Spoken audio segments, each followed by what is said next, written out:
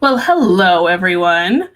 Hi, and welcome back to the Dead Hours. I am the brand new show about catching poor quality paranormal frauds faking bad. You can take that one home with you. It was a good pun. And I'm your spooky host, Vivian Noir. This week, I'm going to tackle one of the more controversial, but no less important topics. Let me move my words over so I'm not like just the screen. It's a controversial topic, but no less important facet of the paranormal community at large.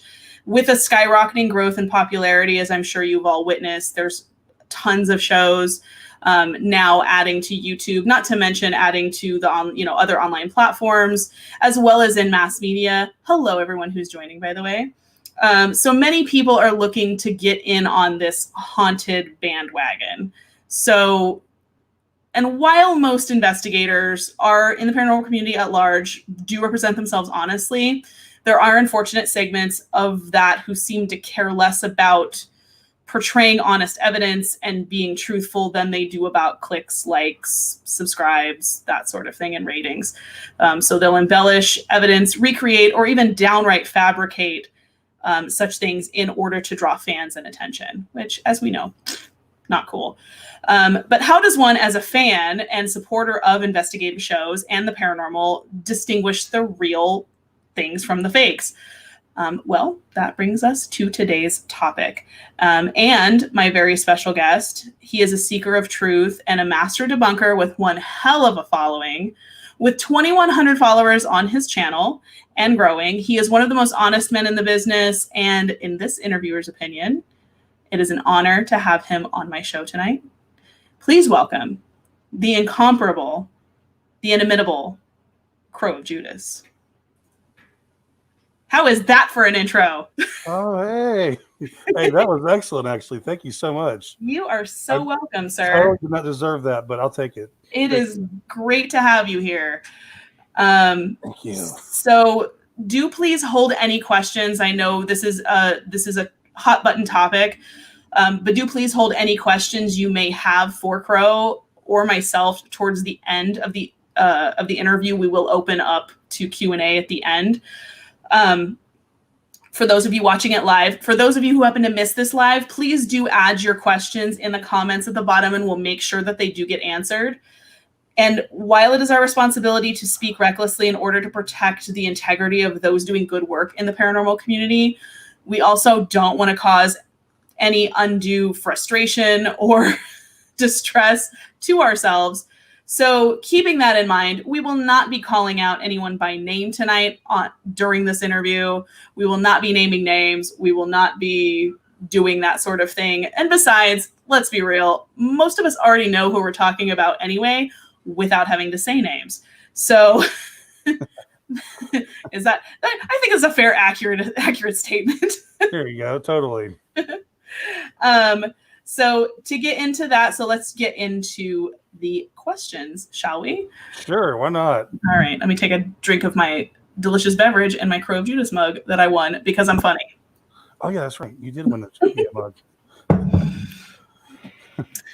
So what got you interested in paranormal pursuits and in ghost hunting in general? Basically, I guess growing up in the era I did in the late 80s, early 90s was all the paranormal UFO boom and stuff like that. X-Files came along, things like that. And then eventually Ghost Hunters, the show, came along, which really got me into ghost hunting. So that's pretty much what started it all. I was really big into aliens at the beginning, but Okay. Unsolved, if y'all remember that show Unsolved Mysteries, got me really heck yeah. to ghosts and spirits and stuff. So it started back then. But with watching UFOs comes along, is the question, is it real? Is the picture, so I guess that's where it kind of started. It's a gateway drug into the paranormal, I guess you can say. I mean, X-Files, huge X-Files fan over here. One of my cats is named after an X-Files episode, as a matter of fact.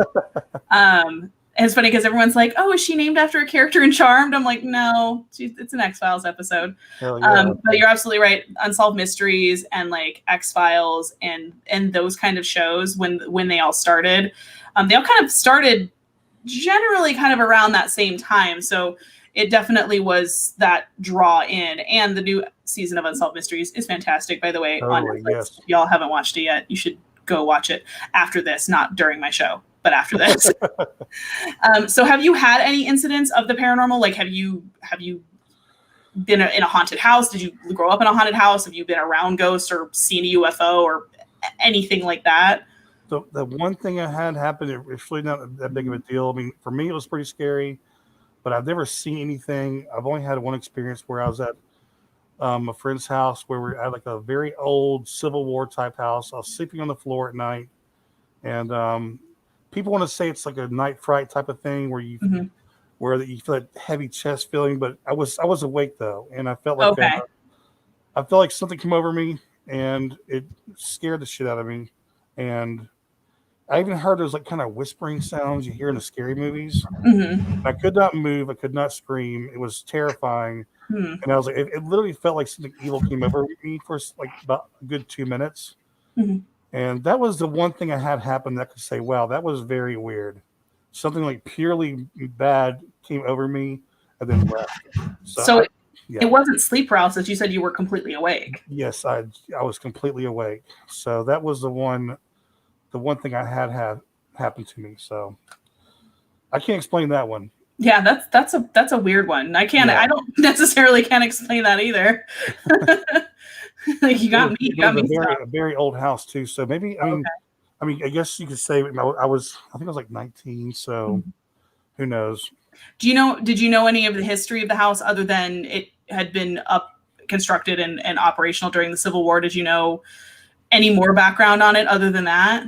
I sure don't, unfortunately. But it was an old ass house, and there was a very active part of the Civil War era in that area I was in. So that will do it. There's lots and lots of haunted Civil War battle sites, all that sort of thing. Like there's tons. I mean, Gettysburg is super freaking haunted. Yes, very much so. So you can understand it. Any place that there have been battles, and that's generally why prisons and asylums tend to be very haunted, is because anywhere there's been tragedy or anywhere there's been suffering. Yep.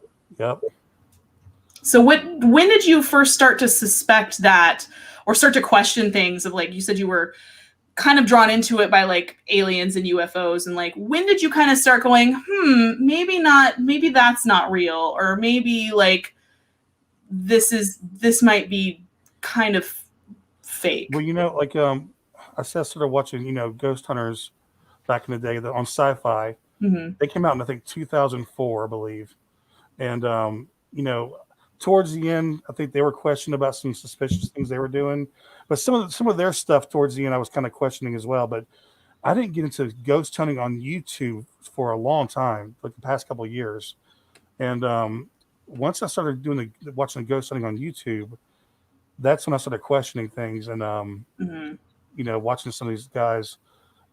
I kind of embarrassed. I was kind of fooled by it at first as well, because I'm watching, like, wow, this is really good, and then I'm kind of like, okay, hold on, wait a minute, right? This is too good to be true. So, go rewind, go back, check that again. Wait a second. Yes. Yeah. It's and things, to be fair, it's, if you're not familiar with watching, if it's your first time like watching paranormal videos, it's easy to get because you want it to be real. And it's easy to get like to go, wow, that was really cool. And then you go, wait a minute, let me watch that a second time. So it can be easy to get very drawn in and very fooled, because a lot of times they will use an emotional kind of build to hook you, right? And the guys that do it on YouTube, the ones that are really good at doing it at first are the ones that you can trust. You know, you think, this guy's really cool and he's nice and you want to trust him. And then that's how they lure you in a way. And you think, oh, it couldn't be fake because he's too cool. They wouldn't do that. Right. So people that are not aware of this are really the ones that are getting caught into it. So who inspired you to start debunking some of these paranormal shows and videos on YouTube? Yeah, that would be a nice man known as The Shape. The Shape. We're a fan. The Shape's awesome. He is the guy in this field, the go-to guy. Honestly, when I was watching the YouTube stuff, there's one person I was watching in particular. I was like, man, hold on, dude, this guy, this is just not, something's not right here. So I literally put in YouTube, I put that person's name in and fake after it. And then boom, there's the Shape popped up. And I was like, oh, wow, look at this. And there's one guy that's talking about this shit right now. And so I clicked on him. I was like, man, who's this weird guy in his hockey mask? You know, like, but I was like, it was great for me because I'm like, oh, man, finally, because it had kind of been building up in me for a while. Like, dude, this is bullshit, you know? Yeah. And so when I found him, I was like, oh, yes, there's somebody out there that knows what's going on. Like, thank you. Someone else that sees this is bullshit. Yes, I was instantly hooked on him. Plus, he was funny about it as well. Right. And so I got completely hooked on him. I was watching all his videos back to back, commenting like a fanboy. And I just got really into it from watching him do his thing. So is that how you guys started like chit-chatting and like? Yeah, you know what's funny is that, well, first of all, I was blowing his comments up all the time. I was actually his first review, let me see, hold on. Fan requested video. And he did a video just for me, put my name on the screen and everything. I was like, oh my God, he put my name on the screen. And it was so cool, dude. And so that's how it started. And then once he started getting bigger, it was kind of harder to get in contact with him as much because he started getting a lot more fans. But then I got to the point where I was just sitting back and I was like, man, I can't just sit back anymore and just watch. I wanted to do something too, you know, commenting just wasn't enough anymore. Yeah, like commenting wasn't sufficient. It's like, okay, I need to go, you know, like start looking into these things and start calling people out on this stuff as well. Yeah, just him by himself just wasn't. I mean, he couldn't do them all. So I was like, you know what, I want to jump in here too. Well, and I think you and I talked about this before, where sometimes it helps to have that extra set of eyes because there was a particular video that you had caught something that had gotten missed. That is pretty well-known video, and it's actually been on a recent compilation of Rick Debunks that you were on. So it definitely helps, I'm sure, to have that extra set of eyes because, you know, as a person, you can only catch so many things and you're gonna miss some stuff. Right. Oops, sorry. Oh, there you go. Blinky. And he's back.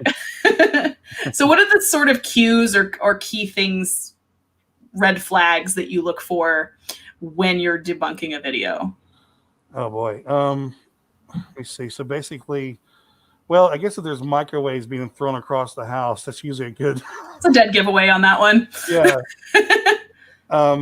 You know, if you find something that's suspicious in a video, like sometimes instead of watching the spot that it happened in, you watch the other parts of the screen that they're trying to take your attention away from that one area, and usually something's happening in a different part of the screen that you're not looking at. Usually it's a cue from one of their hands or the way their voice will sound in certain instances. Sometimes it's not just visual, it's just a feeling you can pick up as well. Like if you're watching somebody and all of a sudden they're like, oh, hey, look at this knickknack on the wall over here. Oh yeah, that's pretty cool. They're usually taking attention off what's going on the side over there. Right. Get your attention on that knickknack on the wall. And then you hear a sound all of a sudden across the room, like, oh my God, they're usually taking what was that? Right. They kicked something or moved something while they were looking at the knickknack. And it sounds a lot like when magicians do sleight of hand, right? When they Yes. will distract you with what this hand is doing while this hand is actually doing the trick. So you don't even look at the hand that's actually doing something, but it's just all distraction, all smoke and mirrors kind of. Totally, dude. Sometimes it takes especially on a good one, sometimes it might take watching it over and over for a long time to finally realize what they're doing.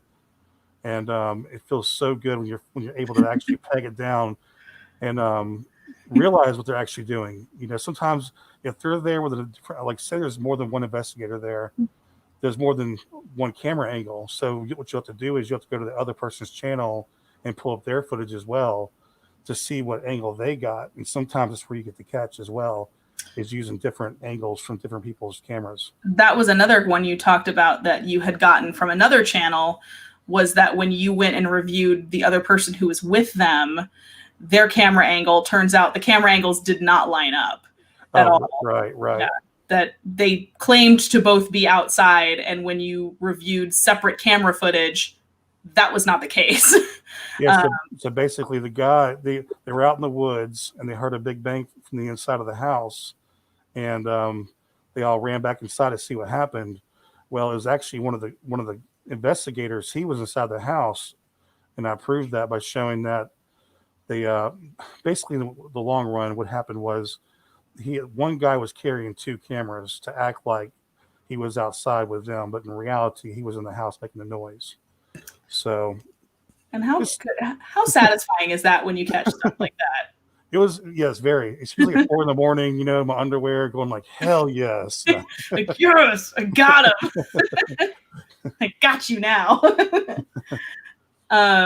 Yeah, Frank is saying, he says it blows his mind how those channels have so many subscribers.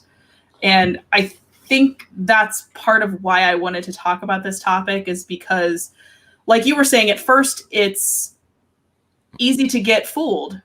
So yes, maybe some of these people don't know what to look for. So I think it's really important to talk about where to look, what red flags to look for, so you can kind of just better be aware of, you know, yourself of these sorts of channels, so you can sort out the good from the bad. I was gonna say too, if they're going in there with just one camera and maybe just a spirit box, I'm not saying that everybody that has that by itself is guilty. Right. I'm just saying, like, if they don't have a lot of instruments and they're just in there with one camera and you're seeing all this stuff happen right in front of the camera, that's, you know, that's kind of a giveaway. Very lucky if you're able to catch everything with one camera, and it happens. Yeah, all it always happens to be right center framed, right? Yes, like perfectly in the middle. The microwave flies across the screen. Right. Yeah. I was watching one guy the other day, and literally, like, he's walking down the hall, and a screwdriver goes flying past his head, and he doesn't even say anything. It's just like, my God. You're like, but you look in the comments, and people say all the time, they're like, you know, well, it's not like anybody believes this shit's real. I'm like, yeah, but you go in their comment sections, these people fully believe in it. There's people that do believe it, yeah. Yeah, totally. And things like that end up making it hard for legitimate investigators to get, because then, you know, these are the handful of people that skeptics will point to and go, see, we told you it's fake. See, we told you it's not real. It's somebody with fishing line, or it's somebody doing this or that or the other thing.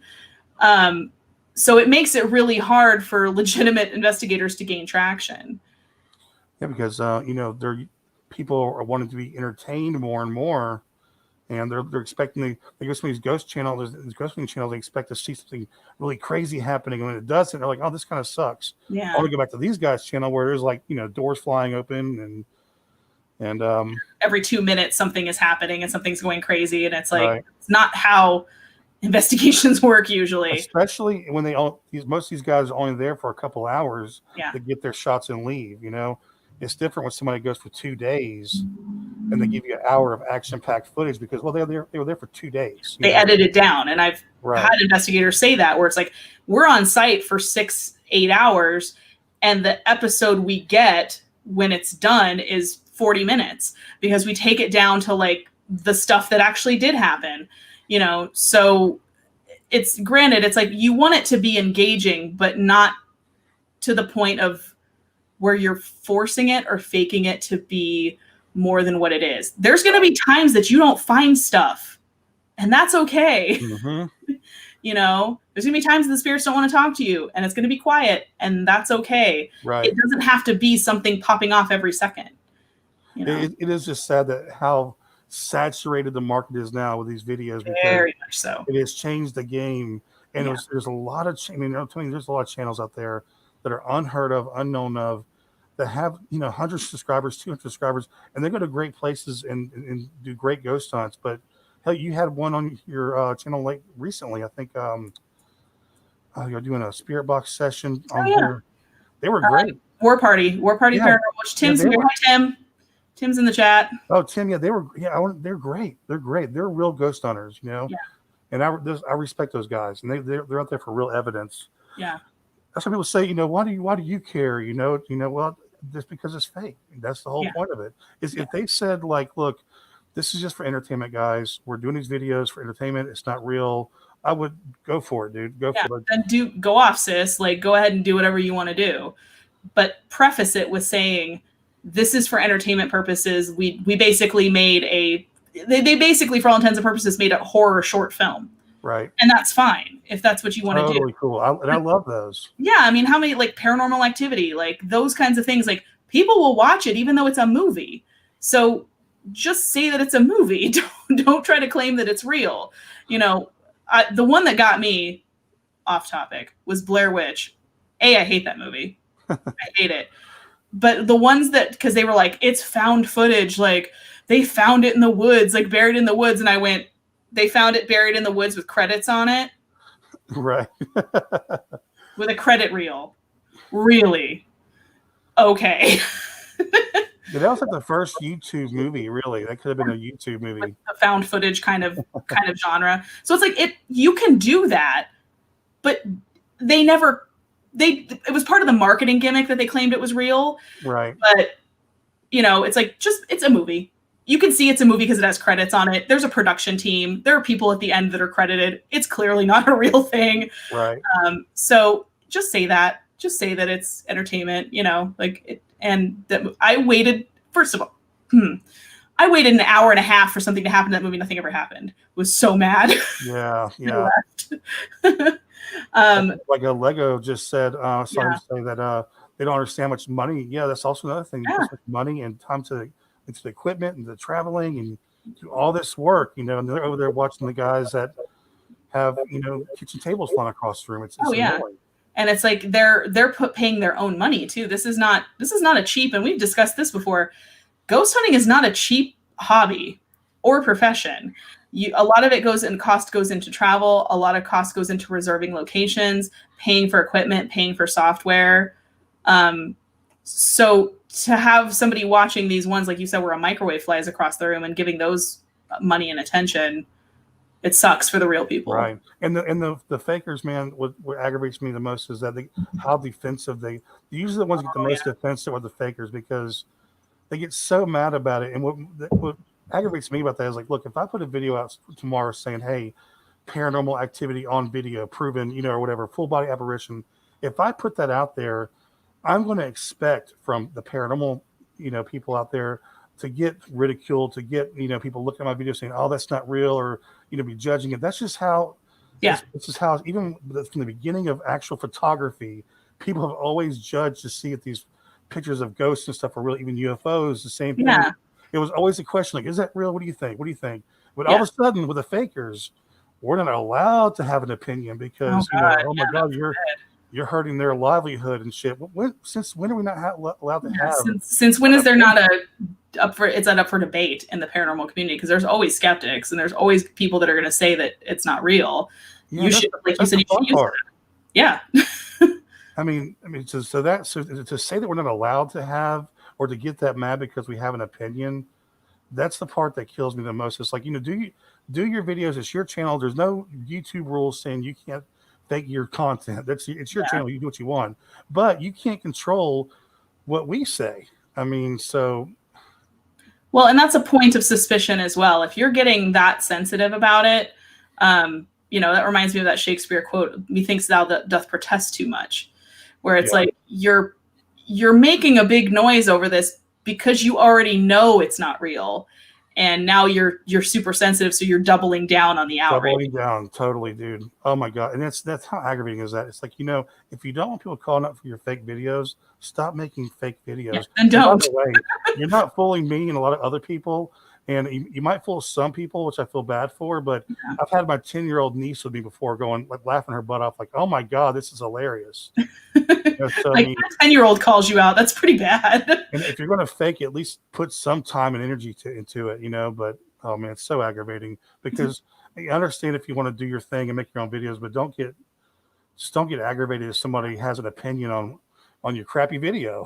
Sorry. Exactly. Sorry about it. You put it out there for the public. Some people are going to have an opinion. I know, dude. No opinions allowed for the fakers, though, right? Yeah. Welcome to YouTube. Everyone has an opinion. You don't like it, it's not the platform for you. Totally, dude. So is there a ratio out of the channels you've reviewed of how many approximately are genuine versus how many are partially or completely faked? I have no way of gauging that, because I'll say one thing: the top 10 fakers, they've taken over YouTube to the point where it may seem like most of the people are fake because they are so on YouTube. They spread so much. You got so many followers and videos. It might seem like most of them are fake, but if you actually look up YouTube and filter out just channels only in the past year, past month, it's amazing how many channels there are that you'll never see. Yeah. So it's impossible to realize how many. There could be a majority of real channels out there, but to put a number on it is probably impossible to do. But there is a lot of real ghost hunters out there on YouTube. Unfortunately, you have to go looking at the small. You have to go hunting for them. Yeah. Right. They're not the ones with the tons of subscribers, like Frank was saying, and they're not the ones that pop to the top of the list. Yeah, because YouTube will advertise these videos because they're getting lots of views, so they spread them out more. So do you use any particular software or equipment to analyze the videos or sounds in order to tell if if an event or incident that's captured is genuine? I used to have different apps I used to use for stuff like that, but now I just use editing software normally to put filters on it and things like that to try to see the background more, to look for string or shadows or things like that. So I usually use my software for that nowadays, but I'll use a program called FL Studios for audio sometimes if I'm trying to hear something, because I've noticed this too here recently. I haven't done because a lot of times I'll find a lot of things, but it's not enough to make a full video on. Right. But like one person I was watching here recently, they were at a place where they had this creaky stairs, right? Mm-hmm. And they're like, "Oh my god, I might have to put this in a video. This is pretty interesting." I've seen guys do this before. They're manipulating the audio. So what happens is the guy standing there is like, "Oh my god," you can hear somebody walking up the steps, but there's nobody there. And I could tell what he did is because his hand signals were off from his speech. I was like, "Oh, you know what he did? He took the audio he took a video of somebody walking the stairs, right? Mm-hmm. Then he removed the audio from that video and replaced it over the video he was using in the actual when you're watching. So when you're watching the video, you're hearing the audio from a different clip. So, geez, that's sneaky. So because I can see his hands. Like, hold on, his hands aren't lining up with his voice anymore. Right. I'm like, oh, he removed his audio. Took your audio out. With other audio that actually has. It's kind of clever, but it didn't work. It was off a little bit. So I might have to show that in a future video. Yeah, definitely. It's one of the, like I said, it's one of those things that's like almost like a tutorial. Like I feel like you should do tutorial videos of like, this is how you look for this, or this is how I found this. I lightened the background so you could see and brought the brightness of the screen up. Right. So then I could see this, but make it funny like you always do. So I'll say one thing while you're talking about that too. Also look for reflections. If you anytime there's a window or a mirror, you never know what you can see in those. Oh yeah, you might catch somebody standing that you don't see on camera. Totally. Or somebody standing behind a door. Yep. Like, dude, it's not even really. You didn't even try. Didn't even have a sheet over him so he looked like a piece of furniture. Like, nope. Okay. It's like hiding behind a tree or a telephone pole. Yeah. We can see you. We can clearly see you, dude. We see shoes. Like, you're not fooling anybody. I don't know what you think this is. So how many, roughly, like ballpark, how many videos do you think you've reviewed total. And how many would you say you've debunked? Like how many videos I've actually done and put on YouTube? Or Yes. Ballpark. I mean, I know. well, I think I removed around 25 videos off my channel. I wish I didn't do that, but unfortunately I did. At one point I was done with debunking, and so I wanted to change my channel because I was just tired of it, Yeah. with everything that comes along with it. So there's about 25 videos I removed from YouTube, but I'm currently putting those back out in like greatest hits kind of videos. I'm working on one right now where I'm taking the funny stuff and the good stuff and I'm putting on like different volumes of videos. So instead of releasing those videos back out, I'm going to shorten them and put them out like that. But so I've done about 25 videos. And look, a lot of the videos I do are just pointing stuff out that I think this is how they're doing it. Like, hey, this is how I think that doll flew off the shelf that was behind another wall, blah, blah, blah. But as far as actual bust, a real bust is when you actually catch him red-handed on video, maybe 3 or 4 times, 5 times possibly, when you actually catch him red-handed, which is rare because it's hard to get a good catch and prove that they did it, that they were faking. So I'd say 4 or 5 times possibly as far as red-handed evidence. And have you gotten people that you caught red-handed to remove their videos? One that I know of. I thought 2 at one time, but I know 1 for sure, which is a good feeling. That is a good one. It's like, yep, I caught you. I caught you so hard that you took your video down. Yes. And smacked. No.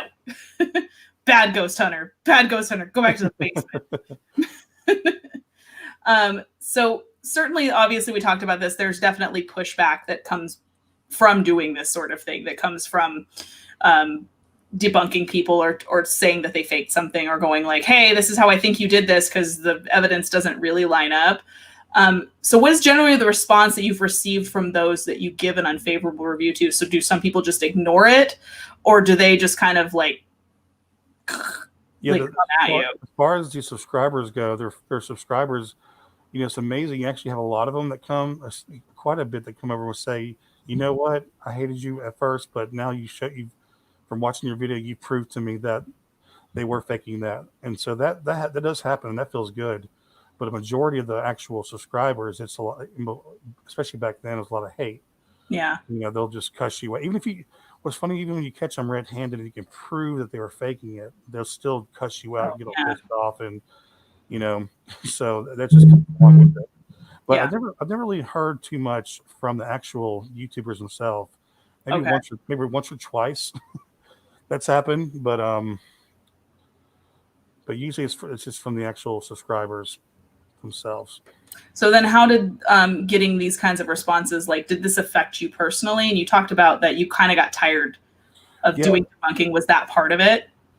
Yeah, that was part of it too. Yeah, that was part of it. The constant, sometimes it doesn't affect you, but then, after so long of getting hateful comments. The constant angry comments of like, you're terrible. Blah. Yeah, I've really gotten used to that part, and also having to worry about the strikes and other things that come along with doing these kind of videos, because it's not because these videos, there's no set rule book on how to do these videos, because you're using their video, you're calling them out at the same time. There's no like clear cut way of doing these to staying safe.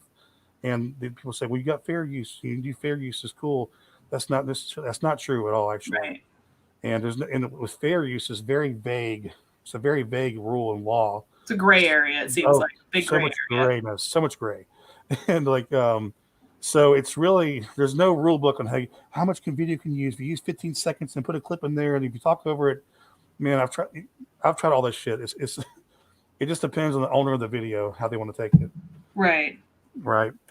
So, I mean, it's not a fun genre to get in, put it that way. That's why I was trying to, try something different and go branch out more and do different things, because I do want to do different things. I do like not just debunking, but I like highlighting the channels that are doing real ghost hunting, in my opinion. So that's why I'm doing positive videos, and that felt good. It's like, if we're going to call it the fakers, why not show people who the real guys are? Oh, for sure. That's real fun as well. Kind of like do like a, here's a review of good channels, and then like kind of the fair and balance, where it's like, okay, yeah, I'm going to call out some people that aren't real and aren't genuine, but then yes, I will give props to the ones who are, you know, who may be, like we said, suffering under these, like, you know, metrics and things of YouTube where it's like they're not getting noticed because of some of these bigger channels. So anything you can do to boost signal, that is my philosophy. Right. 100%. Oh yeah. So what pieces of evidence strike you as the most reliable or genuine when you're reviewing an investigation? Like the ones you're like, I can't really explain that. Oh, okay. Like the ones that are actually, I think, real, possibly. Right. Yeah, well, good old visual to me is the. I mean, I love EVPs and stuff like that. Those are always interesting. But EVPs are great. The actual video, the shadow figures, and something moving, of course, it's always good to get. Yeah, that's pretty much it. I mean, the video catch is the best. Is like the home run in ghost hunting. If you can get something on tape, that's awesome. Oh, definitely. That's. I mean, the EVPs are hard. I will say, they're harder to manipulate unless you really get in there with some audio editing software, and really start messing with stuff. But you're gonna have to be real precise, like you were saying about that one person manipulating their audio. Right. If it's like a fraction off, people are gonna pick up on that. So it's like you either have to be like scalpel incision precise with that, or go home. Right. So I wanted to say this too. Also, the fake videos too, the EVPs, they put a lot of fake EVPs in as well. Because you hear them real clear. You'll hear an echo on them and stuff like that. You know that. Like, you read that on microphone and edit that in. It's so easy to put an EVP in a video. It's so easy. So. Or over a spirit box. I've seen that too. Yeah.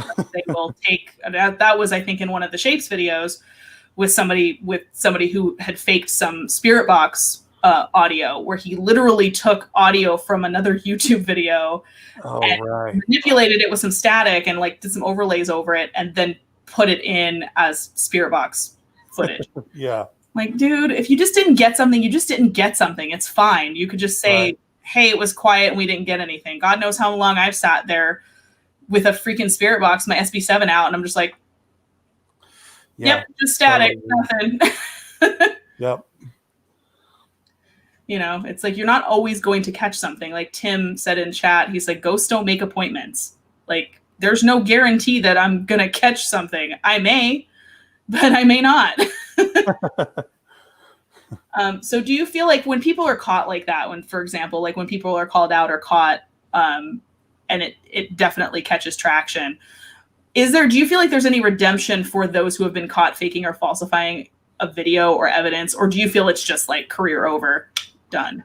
On YouTube, it's not that way. I've realized that even the ones that have gotten caught red-handed, like big time bust, even here recently, people have gotten caught doing some things. Their fans will always have their back. Most of them will anyway. So I mean, it's not necessarily a career ender on YouTube. So you can get caught, but you can come up with something, but you'll have your loyal fans that will always back you. I've seen that. They circle wagons for sure. Right. You might take a hit on subscribers, but you'll still be able to go on. But to me though, once you're caught faking, how can you ever like trust that evidence again? You can't. Yeah. So I've heard people say, well, that was last year or that was 6 months ago. Well, it doesn't matter. How can you ever say, oh, that's a real ghost hunter? How do you know? Your integrity's gone. It's gone. If you're willing to do that on video and put it on YouTube, then that puts you in a different class of paranormal researcher. I believe that too, 100%. That I'm like, you know what? When your integrity is gone, it's done, basically. That is my Amazon Prime Now order, by the way, at my door, apparently. That's why the doorbell went off. But yeah, it's like, I feel like when it doesn't matter if it was 2 years ago. It doesn't matter if it was, 2 weeks ago. You faked something on camera. Right. So the pattern has been established, and I'm 100% a believer in, character indexes behavior. If you've done that once, what's to stop you from doing that again? Right. So that's just me though. So you've pivoted your channel, and we talked about you took some of your videos down, but you're looking to put them back up as like greatest hits or like that sort of thing. Right. You've pivoted it to reaction videos, live streams, and some parody videos. Would you consider going back to doing debunking videos? Yeah, I'm still trying. I mean, I haven't given it up all the way. I'm literally trying to do that now. It's been harder to find videos for different reasons for me, but it's harder to find good evidence now on a video because they've wisened up so much. So a lot of times, like here recently, I found great stuff I'd love to do a video on, but you can't find that fishing string anymore because they've realized there's a certain kind of lighting that hides that fishing string so well. Yeah. Or they've learned how to they proofread their own videos now to what the Yeah, they'll go back and watch it first before they post it, going like, "Oh, we got to fix that." You can see the stick there. You can see someone's hand. It's really hard to find something good. So all it takes is you just keep watching videos, keep watching them, and it's hours and hours before you'll finally find something that's worth doing a whole video on as well. Well, and I'm sure it's like ones that you could do debunkings of, in that you could say like you said earlier, where it's like you could be like, "Hey, this is how I think they did it." Right. I don't have like concrete, like you can't see the fishing line, you can't see someone's hand off camera pushing something, but this is hinky. This is how I think they did this. But you said it's real hard to get that genuine red-handed, like, yeah, sort of stuff. It's nice to do it. If you're going to do a full-on video, it's nice to have that at least one good catch in there to bring them at the end. But I like making them funny as well. So if they're not my style of video, where it's kind of like boring, it's just like, you know what, I'm not going to do it because it's going to be a kind of a boring video. Yeah. I like to be funny and debunking at the same time. So we kind of talked about like the tips. What tips or advice can you give to fans of the paranormal or the viewers of these types of channels as to red flags? Oh, like yeah. Usually, if it's too good to be true, it is. Generally the case, right? Yeah. Large objects moving. Things like this when they say they're walking down a hallway and all of a sudden they turn around, the chair is in the middle of the hallway and it wasn't there before. Yeah. Oh, where did that come from? Well, that's if it's not. Look, the camera moved. Now all of a sudden, a chair appears. That kind of stuff. If it's always off camera, it's usually somebody. There's always a person. I mean, not going to say always for everybody, but with the fakers, there's always an extra guy or two guys in the house behind the scenes moving things. Right. When you can't. You maybe can hear like footsteps, and you're like, those aren't ghostly footsteps. That's literally somebody moving around and putting that chair so that when you turn back around, there's a chair there. Yes. Yeah. Those are old. A lot of people use that method on YouTube. Even still now, it's kind of like cringe. You would think that they would have figured that one out, like about and it. Like the whole time, yeah, like also, dude, if you're watching a video and all of a sudden they go back to the kitchen and all the cabinets are open, just turn it off because that just shut it off. It's so played out. The chandelier is moving. The cabinets get opened. Oh my gosh, it's the same old things. It's the poltergeist trope. The like all the chairs are stacked up on the table in the kitchen. The minute they go back in there, you're like. And they do these things because they're easy and cheap, and that's what's so insulting about them. Like the whole object appears out of nowhere. Huh, dude, was that there before? I'm not sure. Oh yeah, come on. Dude. Door open. The cabinets open by themselves. Like it's shit they've seen in movies. So it's stuff that they know is sensational and will get attention, like stuff they've seen in Poltergeist or The Exorcist or Paranormal Activity. So they know people are familiar with these paranormal tropes. Yeah. So speaking of overdone tropes and things like that in the paranormal community, so obviously we talked about the Poltergeist sort of thing. What other ones do you think are kind of overdone or overplayed out? Dybbuk boxes. Demons. Let's demons. Walk away. Let's walk away from that. Those are getting old. The Dybbuk boxes and the 30-minute alones. Those are getting kind of played out. Yeah. 30-minute Not everything is demons. That's all I have to say about. Yeah, dude. About that. Yeah, but Dybbuk boxes are real popular right now, and let's see what else is out. Thank you, popular cable show that I won't mention on here. And that Rondo, Go Nauticking, or whatever it's called. Oh yeah. Not a fan of those. I've done that 3 times, and it literally just took me to random spots in neighborhoods, and I'm like, this is dumb. Yeah, I've tried to watch a few of them just to see if they catch stuff, and then again, you don't know if what they're catching is them putting it there, and I'm not a fan of that. Wall. Like a barrier wall in someone's neighborhood, and I was like, what? What am I supposed to do with this? So stupid. I was like, the one I think I even screenshotted it and sent it. It was like, it wants me to go to someone's house, like in a neighborhood. Right. No. And 30-minute, I would say 30-minute loan challenges. It's like, most real ghost hunters go to places for 10 hours or spend the night there. They're there for 2 days. A 30-minute alone challenge. What are you going to get in 30 minutes? But of course, most of those videos, you get all kinds of activity. Oh, tons, right? Like they have the whole place is haunted and all the doors are slamming and coming off the hinges, and it's like, okay, like 30 minutes. These guys, I'm not saying they're bad people. I mean, most of these guys, I know a lot of them. I'm friends with some of them. I like them. They got families. They're good. They're people too. I mean, but I just disagree with their ghost hunting. Doesn't mean they're not necessarily bad people. And I mean, like I said, I am friends with some of them. So it's not like it's because some people just take it so far. They get really so into hate and like attacking them personally and like they just get look. It's just a YouTube video, guys. Like it's not that serious. I mean, yes, it is serious when it comes to taking money out of ghost hunters' pockets and like, yes, it's harder for them to get traction on YouTube. But you don't have to get to the point where you're personally attacking people. No, off of YouTube and stuff like that. Yeah. It's not worth getting that invested. Right. If you don't like them, just don't watch the videos, Yeah. Just don't subscribe. Just go, okay, well that was dumb and like, or that wasn't real, and then just move on with your life, Right. Like you said, it's not cool. I don't care for it and I don't support it because it definitely hurts the legitimate people. But I'm not angry to the point that I'm going to go attack them personally. Right. It's like, it's not cool what you do, but it's also not, my place to tear your life apart either. Yeah. I'm not going to do that. But so, I lost my spot. So without naming names, which we said we wouldn't do, what is the worst act of fakery you have ever seen? Oh boy, that's a good one.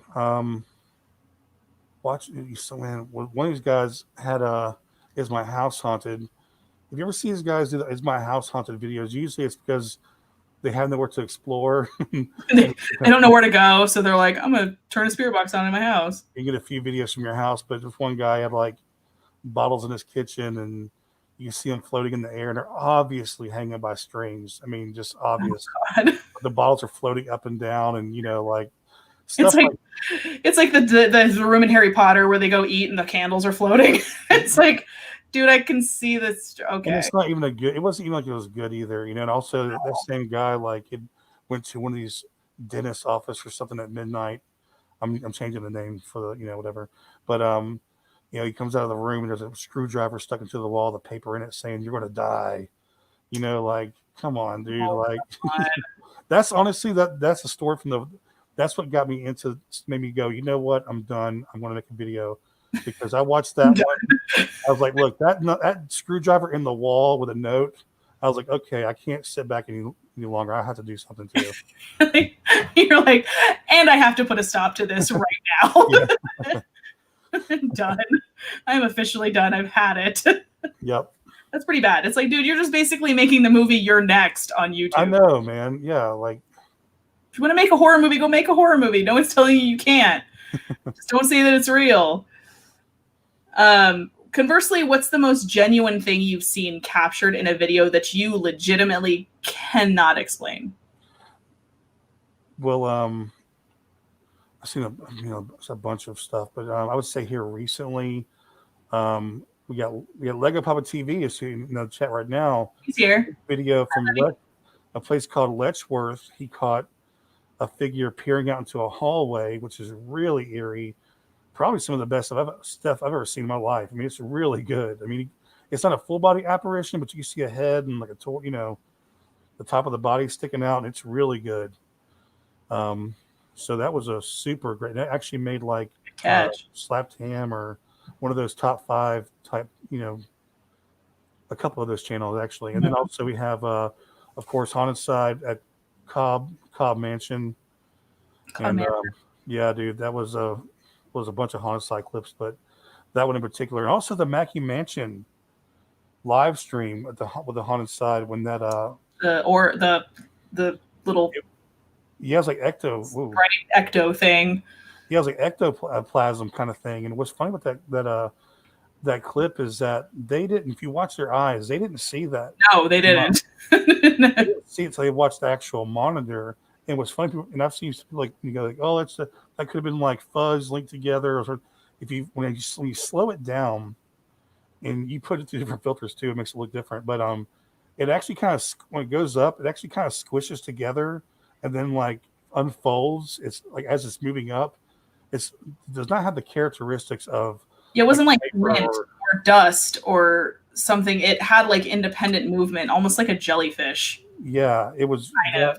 So you double. I'm sorry, my mask is like freaking out. Oh God. So you double that with them not being able to see it, the properties that it showed. Put those two together, it's like that was pretty one of those amazing things. Yeah. Especially in a live stream too, just like Patrick said. Live. Y'all think this is fake? This is right here. Bam. In front of a bunch of people who are watching live. Right, I don't know how many. There were hundreds of people watching it at that particular moment. And that night was pretty cool, man. There was a bunch of loud bangs and the cat ball went off one time. Mm-hmm. That was very impressive, dude. That was pretty cool. They've caught some really crazy stuff that I'm like, dude, I can't explain what, like, I don't know what just happened, but I can't explain it. The rock that flipped in off the floor. The prison. No, not the prison. The hospital. The hospital lesson. The rock that just went bloop and just flipped up. And then right at that same moment when the rock flips up into the air, there is a shadow that passes through that doorway. Mm. In that exact same moment that it flips over. Right. I was like, holy crap. Yeah. Yeah, I'll just say as far as videos go, like when I was trying to veer away from the debunking, Haunted Side was one of the ones I wanted to debunk.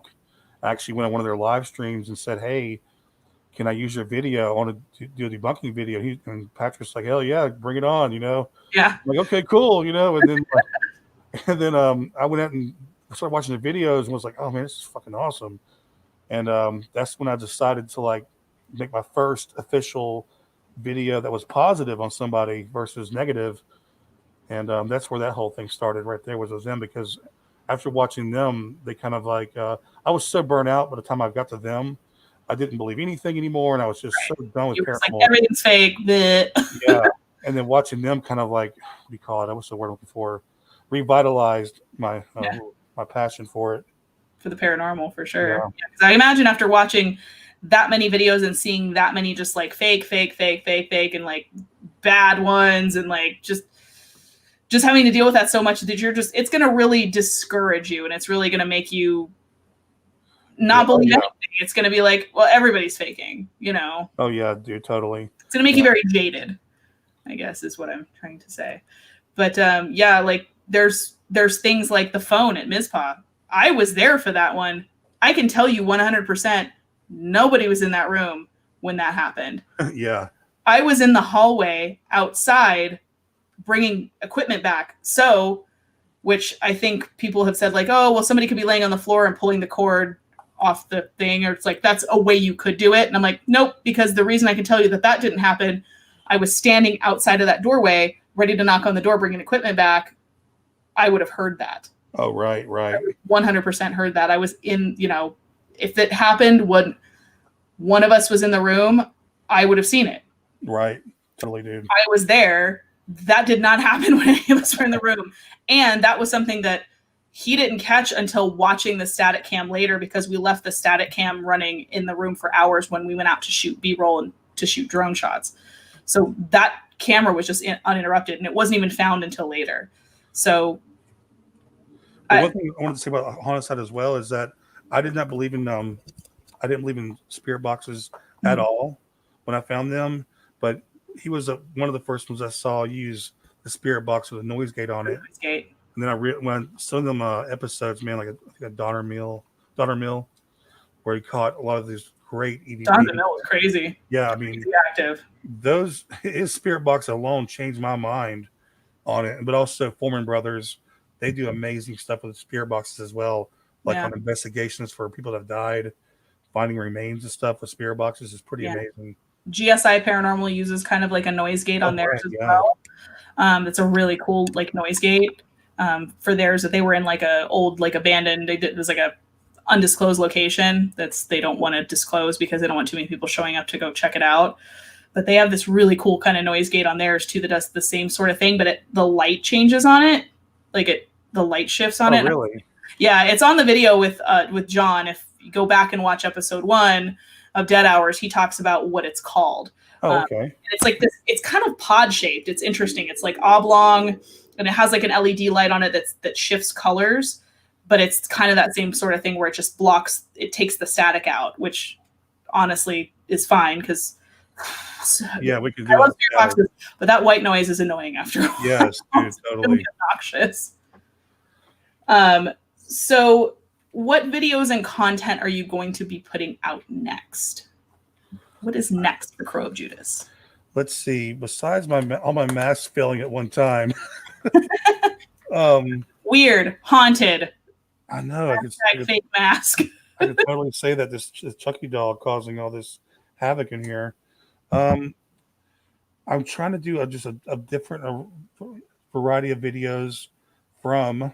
I like doing the reaction videos because they're kind of fun, and it kind of introduces different ghost hunters to my channel, to my subscribers as well.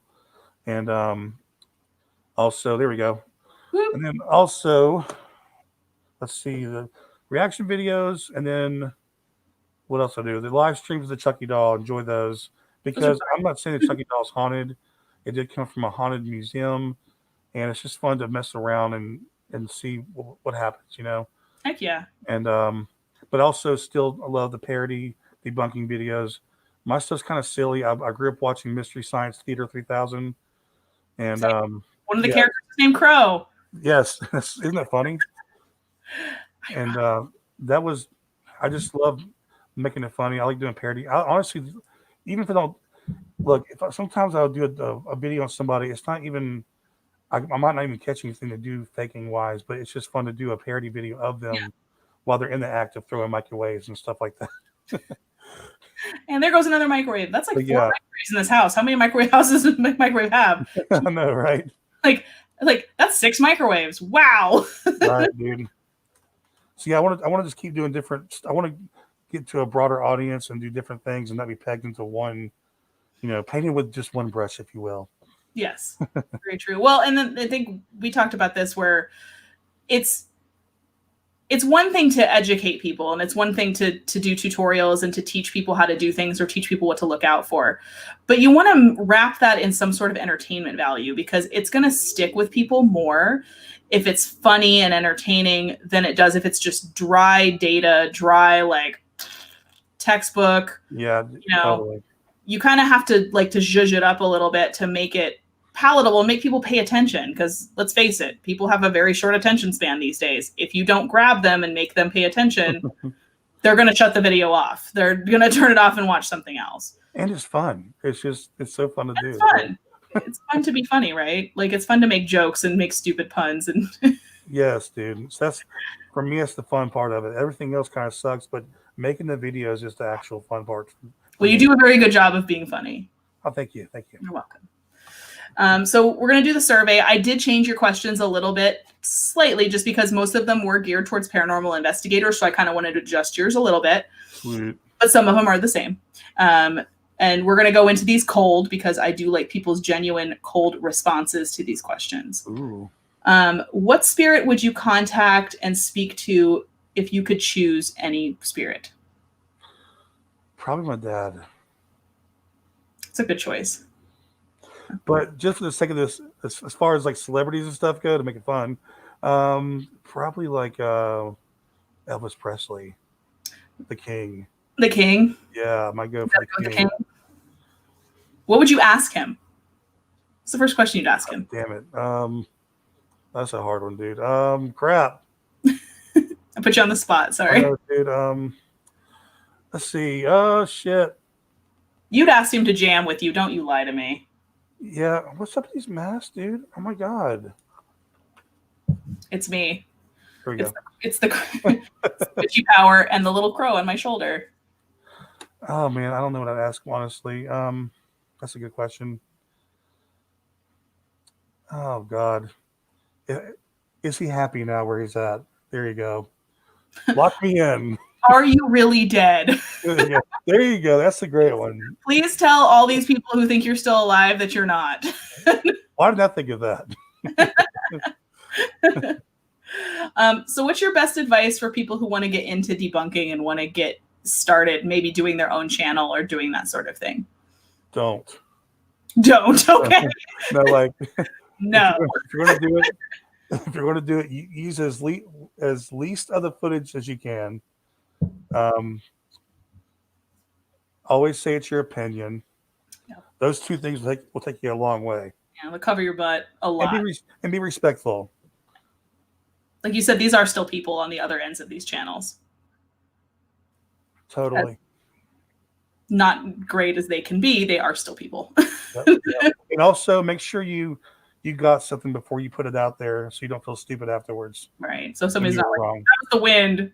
You're like, oh. Yeah, yes, dude, totally. Oh. So what questions do you love being asked about what you do? I'm not good with these. Let's see. I love when people ask me, what do you care? Well, that's kind of a negative thing. Let me see, but yeah, but if you like being asked why you care, that's I do love being asked that for some reason. Like, even if it's a negative question. Yeah. Why do you care what they do? You're just that whole thing, because it's just somebody has to do it. There has to be an objective. There has to be other people to have their own opinion. It's just how this thing works, guys. So it's a necessary evil. Is like, it's like the Matrix. Like there's a Keanu and there's a what do you call it, a Mr. Anderson. Mr. Anderson. It's like, who watches The Watchmen? Who watches The Ghost Hunters? And you know what? I would say to these guys, wouldn't you want those people to be people like us that are halfway respectful versus somebody can be really nasty about it? I mean, come on. And the thing is, like, I would, if I caught something and I thought it was real and I put it up and somebody like you went, hey, this was actually this, I would be appreciative of somebody correcting me. And then I would take it down because I'd be like, oh, well, thank you. I didn't catch that. Good catch, So there's a place for that. It's constructive criticism. And I think that's lost on a lot of people. What's funny you said by you saying it, though, is that's how a lot of the real ghost hunters, that's how they are. Yeah. Their reaction is completely different than a faker. They'll be like, oh, you know what? Please, if you can find out what happened, let me know. They're curious. Like, if you have a different angle. My raw footage, you can look at it and see what you can find. If you can find it and you can debunk it, then debunk it. Right. If you're in this for the legitimate reason that you're in it, to find spirits, you'll welcome somebody to debunk it, because that's going to eliminate the crap from your channel or the things from your videos that is going to diminish your actual evidence. So you want that stuff weaned out. Right. What's funny is that looking back, this was Sean, former member of a Haunted Side. His reaction to me was, please, if you can find something else, a way to let me know what's happening, so that way I can sleep at night. We know how I feel about Sean. We're not going to talk about it. He's cool. I guess. I'll be nice. We talked about being nice, so I'll be nice. So conversely, what questions do you hate being asked about what you do? Let me see. Oh, boy. I hate when people say, why do you care? No. It's two sides of the same coin. Yeah, pretty much. Yeah, I mean, I don't know, man. I'm really bad at these. I'm sorry, guys. As far as bad things people ask me. I put everyone on the spot, so don't feel bad. I know, dude. I'm having a hard time with this one. Because it's usually not what they ask me. It's usually what they tell me and say to me. And I've heard people say that before. They're like, it's not so much a question that they get asked. It's more of like statements and like the nasty, like I've had ghost hunters on the show say, it's not really so much the questions they ask. It's the, oh, this is fake. Or, oh, this is this. Or, oh, this is that. Like, and the personal attacks and stuff like that. So that's the stuff that they kind of like, like not even so much of a question, more of a statement that they just like. What I hate hearing, what gets me is that a lot of the stuff. Honestly, you can call me whatever you want.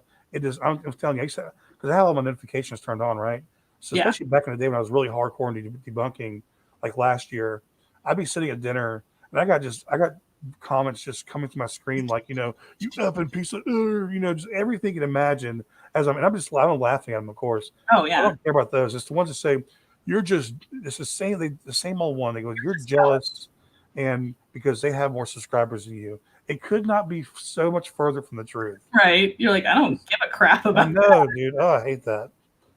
like that has zero to do with what I'm doing. Like we talked, I think we mentioned this before, and I asked you, I said, have you ever debunked some of the big channels, like the big shows? But for obvious copyright reasons, you can't do that.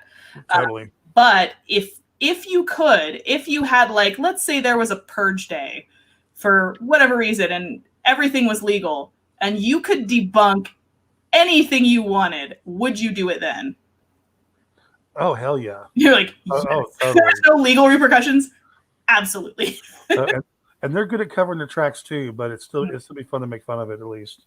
Oh God, yes. That's my whole theory. If you can't debunk it, at least have fun with it. At least poke fun at it, yeah. But it's not too safe either, but Some people get a little hurt about that too. Like there was a recent flare up in the I don't know if you've seen it, over a particular large show that, again, shall not be named, that's on a large network, where they were going, I guess, head to head with the owner and proprietor of a certain haunted object that was calling them out and talking, like saying that they don't know anything. And like, it was a whole social media blowout. Yeah, totally. So if anyone followed that, yeah, it was drama soup. Yes. It was thick. It was thick and chunky. So what does the media, TV, movies get wrong about paranormal investigations, do you feel like, when they portray them in TV shows, like, or in documentary? Like, what do they get wrong, especially with like TV shows and stuff like I guess the obvious is that they're not that, it's never that bad. I mean, I'm not saying there's never been some intense ghost hunts out there, but they always over dramatize things. Yeah. So it's never as scary or bad as they make it look. This is true. They always they amp up the scare factor, right? They Right. make it way more like, we could have died. I'm like, actually, you did no. Like the Conjuring movie itself, a lot of that stuff didn't happen. And the Conjuring house is a great place. You have some one of the people that actually lived there said that it was actually worse in real life what they experienced, but still just saying the movie's always taken them to the next level. I would still sit in that rocking chair 100%. Don't even care. Zero fucks. Don't care. It's at the Haunted Museum. I've been this far from it. I was like, can I sit in it? They're like, no, get out of here. Right. How did she get in here again? So Ouija boards and dowsing rods, yes or no? Dowsing rods, no. Absolutely not. I'll use those to cook shish kebabs on. I hate dowsing rods so much too. Maybe there's some truth as far as finding water with them. Maybe. But because people back in the old days have relied on those. Use them for that. That's the primary. Right. But I'm sorry, but your fist and you hold these things, they move around, they're going to move. And then when they move, it's like, okay, then what? What does that mean? It's entirely subjective on the person that is holding them. Right. And literally, I mean, people say, "Oh, you're very ignorant. You don't know much about the craft." That's true, but at the end of the day, you still have two sticks in your hand. Yeah, I do. I'm familiar with the craft. I do, and I don't buy it. So if a witch doesn't buy it necessarily, I don't know what to tell you. But here's my problem with it is it's too subjective for me for a paranormal. If you want to go out and have fun with dowsing rods and not make a formal investigation out of it and you're just messing with stuff, go nuts, go ham. But don't film it and try to present it as evidence, because I can't measure this. Where something with like EVP or something with numbers and data, I can actually measure. It's something can be captured on camera. It can be captured audio or temperature changes, EMF changes. Right. That can be scientifically measured. That's data. Those don't collect data. So too subjective for me. Totally. Yep. And the Ouija boards, You know, Yeah. when it comes down to it, if a Ouija board plan, what's it called again? I never can say that. Planchetta? What's the little hand thing? Oh, the planchette. There you go. If that's moving by itself, that's paranormal activity right there. So it's a lot to say that that's real.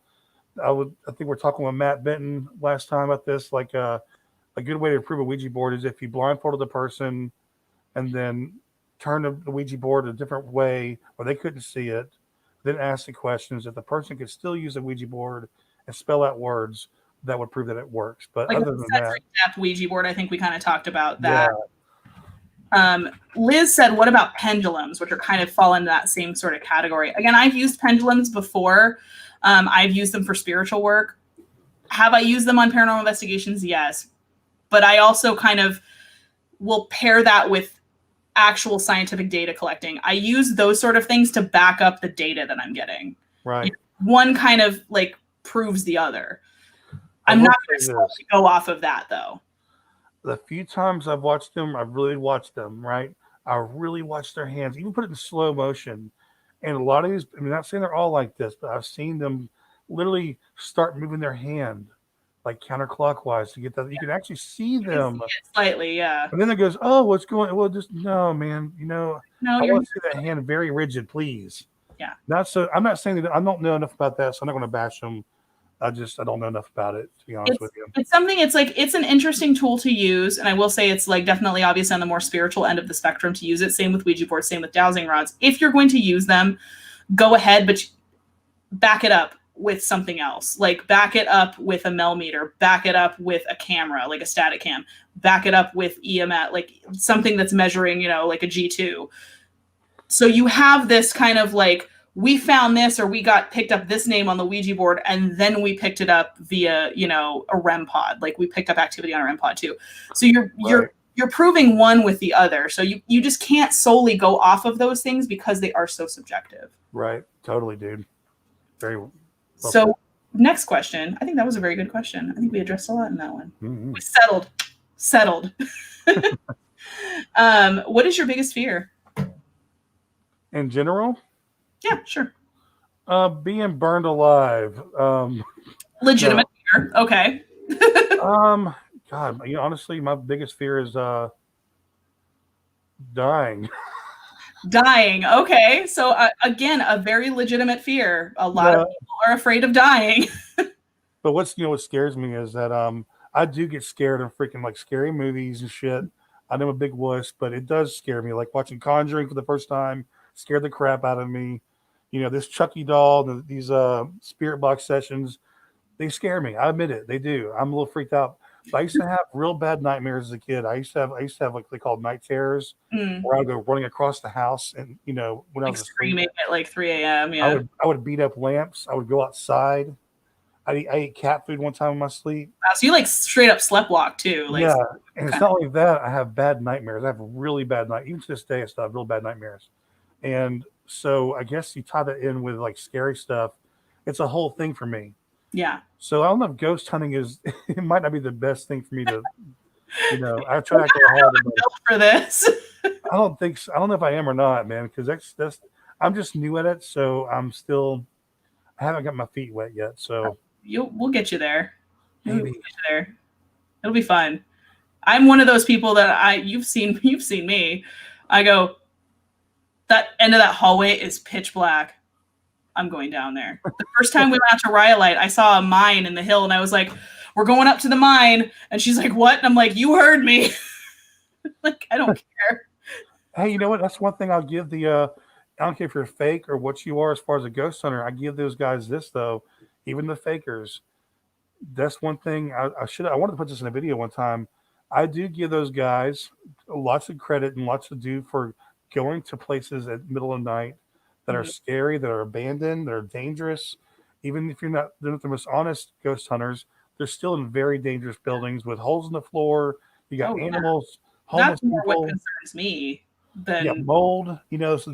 So these guys are out there making. I mean, even if it's not 100% real, they're out there making videos in the middle of the night, middle of nowhere. Those houses you pass by when you're driving your car, they're covered over with bushes.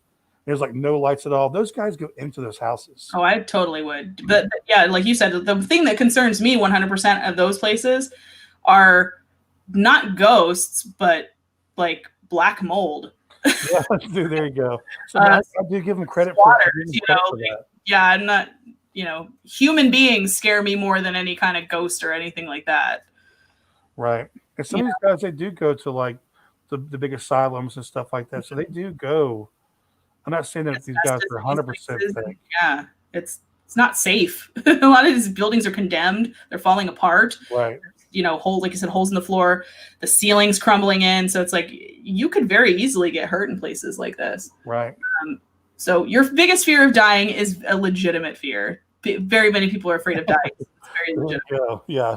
Mine is really stupid. It's real dumb. I'm afraid of stepping off the continental shelf in the ocean. That is 100% my fear. That's the first time I've ever heard that one before. Yeah, because it's dumb. It's real dumb. Because I know I can swim, but my stupid monkey brain thinks that I'm just going to sink to the fucking bottom if I step off and there's nothing. That is pretty. It's conquering in the ocean, and you make that next step in the ocean, and like you go down like there's nothing. There's nothing under your foot. It's like cold water and like deepness. Yeah, that's pretty scary. You're like, here's the thing: I can tread water, I can doggy paddle, I can swim, but it's just that I guess that primal fear of when you step and there's nothing under your foot, even if you are in water. Like that's where it gets me. See, that's why I want to be a scuba diver at one time, but I can't do it because you go down that dark, murky water, you don't see what's coming next. No, I'm good. Ocean at night is terrifying. I don't like dark shit. Or it's spiders, or I said Liz down there. Spiders. Yeah, spiders. I love spiders. No snakes for me. I'm good. I like snakes too. I'm not afraid of any animals necessarily. I'm not a fan of scorpions, but I'm not afraid of them. I'm just not a fan of them. I will squish them. But the ocean, I love the ocean. The ocean at night, horrifying because it's just a black void and you can't see anything. But it's still pretty cool. When you're walking through the ocean, you feel something smack your leg. Gone. Back to the shore. Yeah, that happens all the time to me, dude. This is the kid that got to watch Jaws 100 times at least when I was a kid because my dad loved that movie. I'm gone. You would turn around and I'm already on the shore. If seaweed brushes my leg, goodbye. I'm out. I'm out. Would you want to be a ghost when you die? I don't think so. I want to move on to something better and beyond. Chill. Yeah, I would like to be at rest somewhere. Hopefully. Yeah. If you had the option, it's like some people are like, oh yeah, totally, I would haunt everybody I know. It seems fun, but I bet it'd be very depressing as well. So it'd be sad. I think it'd be a sad, because nobody knows you're there, and it'd be a very lonely existence, I would imagine. Definitely, dude. No, not for me, man. You're like, nah, I'm out. I'm gonna move on to the next thing or whatever that is. Greener pastures. Are you convinced that ghosts exist? Yes. I am now 100%. No, when I was 100%, yeah, I'm pretty much there. Yeah, 85%. Yeah, I'm very high in the statistics bar. I am pretty much sure that there's ghosts. So, how long do you think you'd last in a horror movie? Hold on, I saw Timmer's comment. Crow doesn't like the dark. He's sitting in the dark. Very true. Okay, well, sorry. What'd you say? Totally fine. How long do you think you'd last in a horror movie? If I was in it? Yeah. Oh, like how long would it take for me to get killed? Yeah, how long would you do you think you'd make it to the end? Do you think you'd get killed at the beginning? Do you think you'd make it halfway through? Yeah, I'm definitely getting killed at the beginning for sure. I definitely die first. Yeah. I'm out. Opening credits. Liz said you're Drew Barrymore in Scream. You get killed first. Yeah. Nope, I'm out. I usually make it to the end because I'm the killer, so that would be why.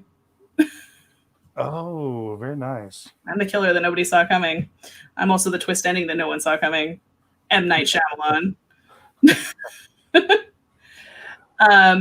So we're going to open it up to Q&A. So thank you for holding on to your questions. If you have them still that we haven't gotten to, go ahead and pop them into the chat now so Crow can answer them if you have questions for him. Probably no questions. And I'm scrolling the link as we speak below to his channel. If you haven't already subscribed yet, what are you doing with your life, honestly? The link is also in the video description below as well. So go give that a like and a subscribe. If you haven't, hit that bell so you get those notifications, so you get his next hilarious parody video. You'll get notified when that goes up. Because I'm sorry, dude, the comment of the month videos, that itself just needs to be a thing, because those are fantastic.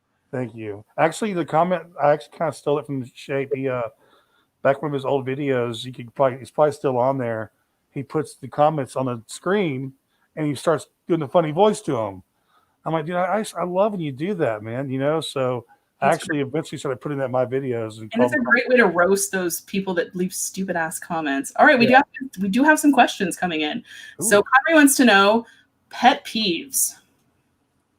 Pet peeves. Do you have any? And that's when I'm kind of blank here. That's something you like something that really annoys you, something that's really really irritating. Totally, dude. Damn it, man. Somebody clicks a pen, or they're fidgety, or leaves dishes in the sink, or I don't know. Honestly, what I can't stand is people that rub their eyes and ears and their face and stuff and touch everything. That might be a quarantine thing, but that's touch your face. Yeah, just rubbing your ear. You know what I'm saying? All in your grill, and then you touch the remote. It's okay. I'm gonna burn that remote now. Lysol. If you want to get there, the pet peeves. Okay, you know what pet peeve is for real? In a freaking fast food line. Okay, when the car pulls up. Here we go. Okay. Once I start thinking, they'll still never stop. Wait, no. Hold on. Yeah, when the car pulls up, okay, the car in front of you, they pull up but 3 feet. And there's 20 feet in between them and the car in front of them. I cannot. And then when the car moves up, they move up 3 feet again and still leave that big gap. That gap, dude, pull the up. You know what I mean? It's so aggravating, dude. Oh my God. And also, I'll stop there. No, it's fine. We'll get you. I was going to say, I'm going to trigger you right now with the shake machines being broken. Oh God, that too. I'll actually call. I'll call before I go. Call ahead. Yeah, I call ahead. Hey, dude. I'll be there in 5. Yes, dude. And that's no shit. My local ones I go to all the time. Just checking the shake machine. Is it working today? They'll say yes. I'm like, really? Okay, cool, awesome. Let's go. All right, I'll be there in 10. Good idea. I would not have thought of that. I just go and I just get disappointed. That's weird. I didn't order a cup of disappointment with my meal today. There you go. That's what I got. So Irish Lass wants to know, Crow, your voice is awesome. It is awesome. Will we ever see your face? You know what's weird about that is that my voice to me is just god awful. It is so horrible. I can't even rewatch the video. I hate it so bad. I'm oh God, I sound like that. No. A face reveal is, if it is going to happen, be very far off, because if I show you my face, it's going to be, what's the point of wearing a mask anymore? You know what I mean? Right. Well, I mean, Shape has shown his face. I know he's even told me before he wished he hadn't, because it is cool when people don't know what you look like. Right. I have shown a few of my friends before in the past, but I mean, it's just, if I did, it'd be it would take all the fun out of it away. So maybe one day. So is it so it's not a definite thing. So it's not you're still kind of kicking around the idea. Yeah. I mean, in my mind, no. No. No, but you never know. Maybe one day I'll have to show my face eventually. Right. Let me go backtrack here. Mel wants to know, what's your favorite movie? Just straight out favorite movie? Straight out favorite movie. Oh gosh. If it's no genre involved, probably Rocky. Rocky? Yep. Choice. The first one, the original? Yeah, totally, dude. I love Rocky. Obsessed with Rocky. But scary, as far as scary though, Nightmare on Elm Street Part 1 is my favorite horror movie of all time. Nightmare on Elm Street, the first one? The original? Oh yeah. probably closely followed behind by 2. We've had that discussion before. Totally, yes. Liz wants to know, Crow, if you had to choose your first paranormal experience, what your first paranormal experience would be, what would you choose? So if you were going to, I guess, like if you could pick anything, if it's like a poltergeist or I guess like a haunted house or like, what would it be? I would love to be, especially, okay, for me, a haunted house is the best, like a Macky Mansion type place, an old ass house, and actually seeing a shadow person or seeing a ghost would be my number one choice. That'd be great. It's a good choice. Or feeling something actually touch you. That's a good one too. Yeah, like getting touched or grabbed or something. Yeah, that to let me know that it's complete. I think it's real already, but that'd be great confirmation right there. And then I would fucking shit my pants and run out of the house. So. Your house smells. I'm leaving. I was like, we're seeing a doppelganger because that'll do it too. I don't think there's any more questions. I see we have a couple people that popped in late. Papa Bear's here, and Healy is here. So if you guys were at the question and answer portion, so if anybody has any questions for Crow, this guy over here, you can ask now. Horror picture show. Tamara wants to know horror picture show. So I think probably you said Nightmare on Elm Street, the first one. Oh, like actual movie? That's what I'm guessing. Like horror movie. Yeah, that's Nightmare on Elm Street series, and man. I think you meant Rocky Horror Picture Show. Oh yeah, us in anticipation. Oh, yes, totally. This is very true. Rocky Horror Picture Show is a classic, and I will punch anyone that says otherwise. Yes. I'm very pro 80s. I love the 80s horror movies. The best decade of all time. Oh, it's great. Those are like the cheesy, campy. The campier, the better. Mm-hmm. Like Sleepaway Camp. Better. Have you ever seen Sleepaway Camp? Part 1, 2, and 3. Oh my god. Sleepaway Camp. What's the other? There's one that's the Angela in it. She's the main character. Was it like, oh god, Chopping Mall? We talked about Chopping Mall. Yeah. Talked about Chopping Mall. Piranha by Roger Corman. Like Piranha 3D. So bad.